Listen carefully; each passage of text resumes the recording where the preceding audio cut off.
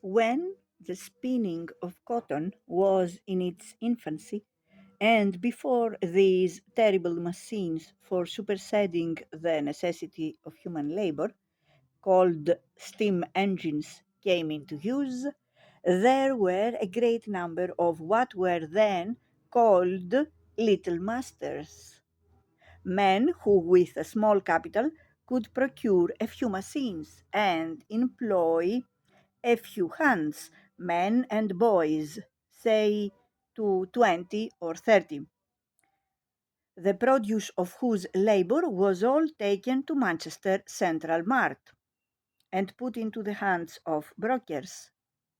The brokers sold it to the merchants, by which means the master spinner was enabled to stay at home and work and attend to his workmen.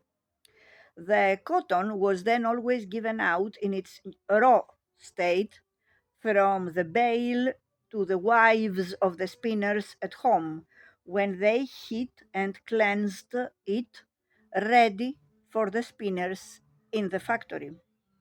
By this they could earn 8, 10, or 12 shillings a week, and cook and attend to their families. But none are thus employed now, for all the cotton is broke up by a machine, turned by the steam engine, called a devil, so that the spinners' wives have no employment, except they go to work in the factory all day at what can be done by children for a few shillings, 4 or 5 per week.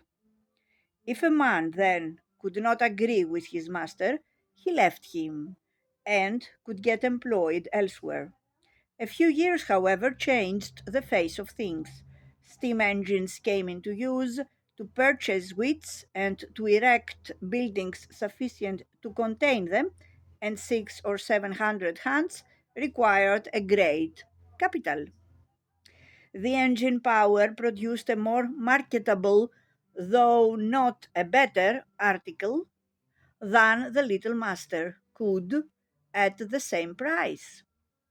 The consequence was their ruin in a short time, and the overgrown capitalists triumphed in their fall, for they were the only obstacle that stood between them and the complete control of the workmen.